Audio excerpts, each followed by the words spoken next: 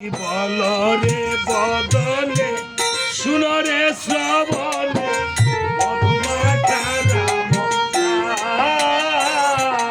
বলরে ভজনে শুনরে শ্রবণে মধুমাখা রাম নাম। সে নাম শুনিলে পাশান গলিবে নাম শুনিলে পাশান গলিবে।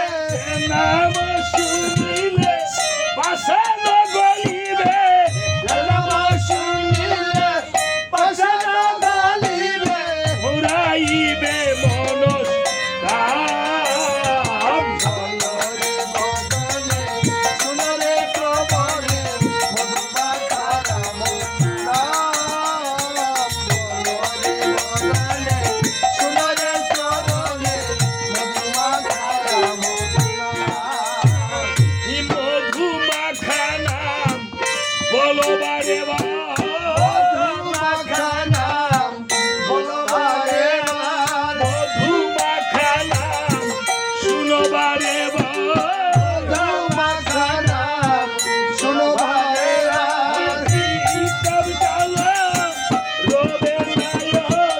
মধুমাখা নাম শুনো বারে সব জ্বালা রবে না আর। মধুমাখা নাম বলো বারে বার। মধুমাখা নাম শোনো বারে বার।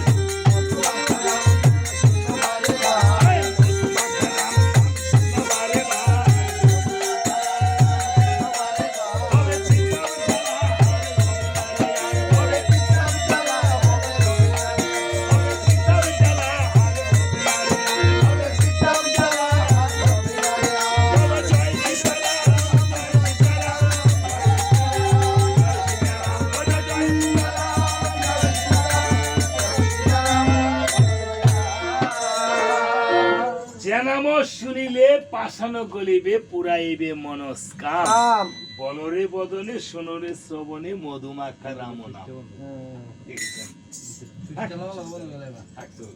আবার বলেছে হ্যাঁ মধুমাখা রাম নাম যখন ঠিক আছে এই রাম নাম দিয়া ব্রহ্মায় আমারে উদ্ধার করে আনছে। ব্রহ্মা যখন উদ্ধার করে এনেলো আমি তখন বাল্মীকি মণি হয়ে হলাম। ৬০,০০০ বছর তপস্যা করে বালুন নিছে। তাহলে মণি ঠাকুর তাহলে তো আপনিও কম ছিলেন না, তাহলে তাড়াতাড়ি রাম সবাই চলে আসেন।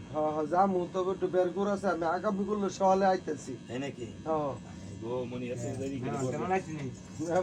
মেহমান গেছে গাইয়া আবার মিল করবো আর কি। বলছে এবার বাল্মীকি মণি ভাবে মনে মন যে আমার যে সীতার কুটিরে গিয়ে করা তো হবে পিতা পুত্রের মিলন। মিলন আমি যদি কার্যটা না ঘটাই ঘটাবে কোনজন?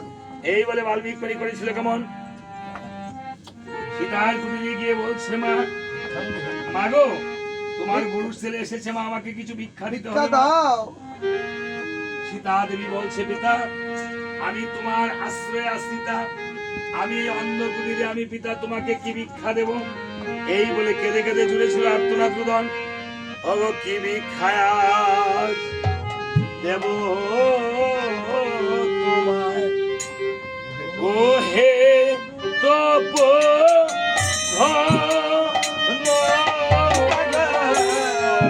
কি ভিক্ষায় দেব তোমায়। ও হে প্রভু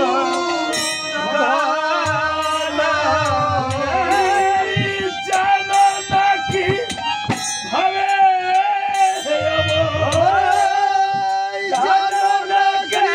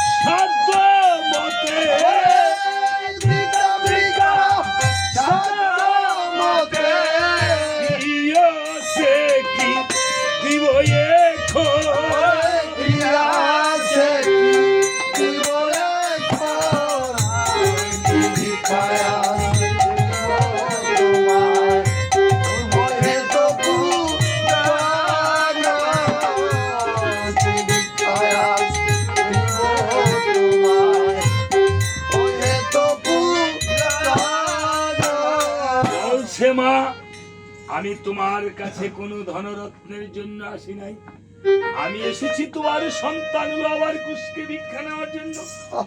বাবার কুশকে ভিক্ষা নিয়ে আমি অযোধ্যাতে গিয়ে পিতা পুত্রে করাবো মিলন। মিলন আর পিতা পুত্রে মিলন করালে তোমারও দুঃখের হবে নিবারণ, আর আমারও সপ্তখণ্ড রামায়ণ হবে লেখা সমাপন।